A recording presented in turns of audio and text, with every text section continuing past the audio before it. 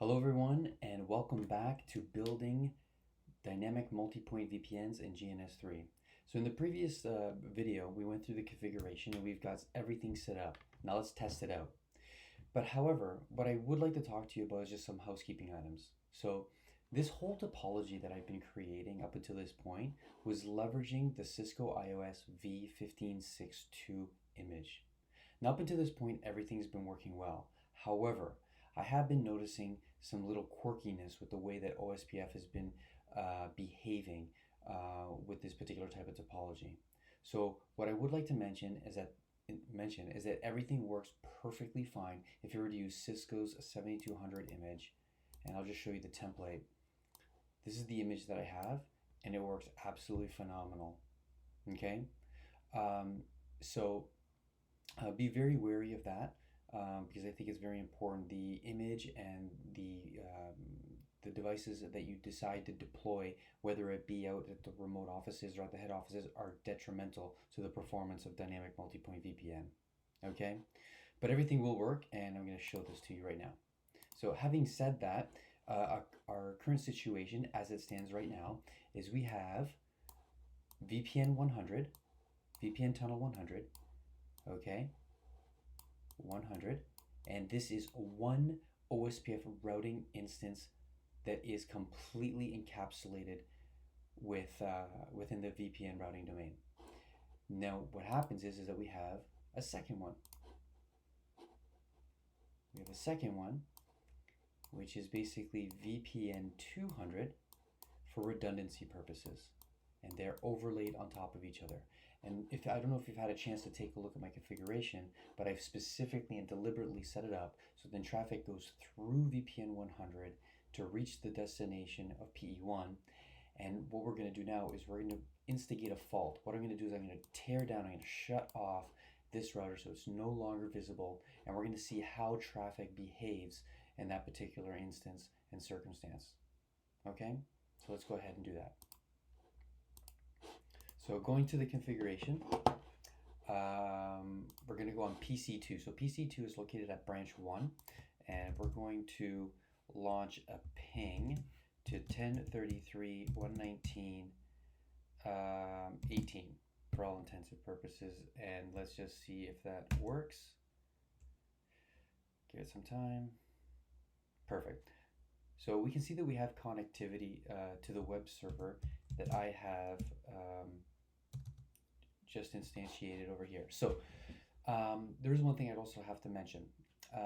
In this particular example, I have a web server that's located in the head office, and it's connected to basically a layer 2 switch, and I have HSRP running between these two routers downstream to the web server.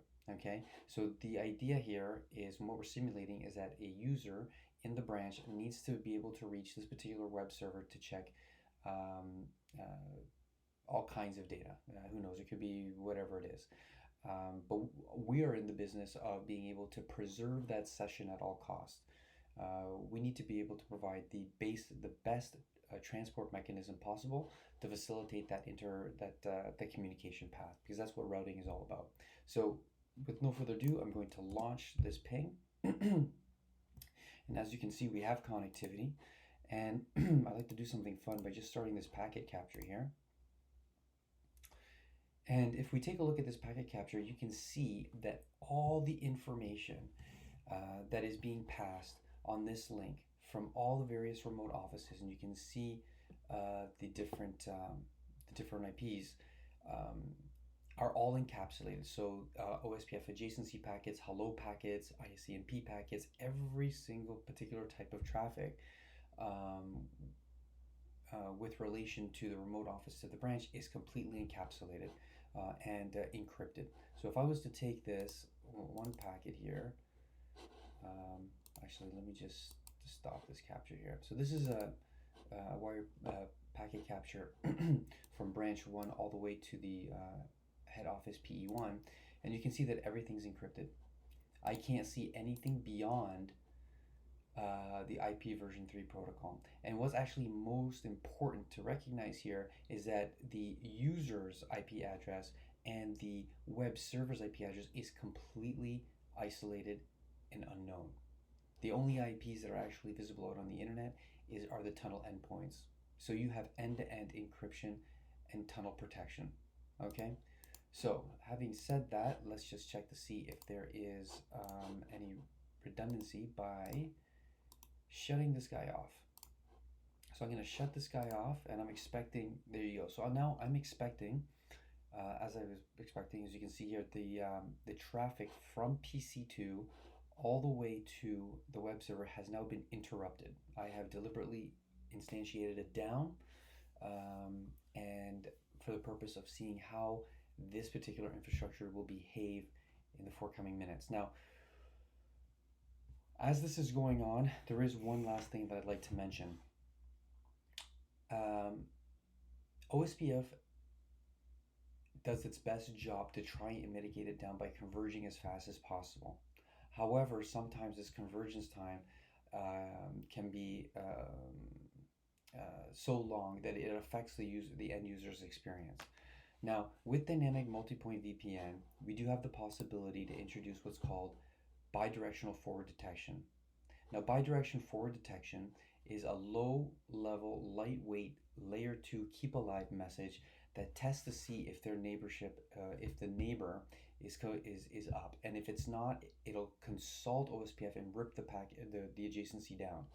Now, the problem is though is that this is a GNS3 simulation software, and unfortunately, with the routers that we have, it does not support bidirectional forward detection on the tunnel interface, because that's where you would actually place it. You would place BFD on the tunnel interface, and then you would tie it or bind it to the routing protocol that you have running through that tunnel.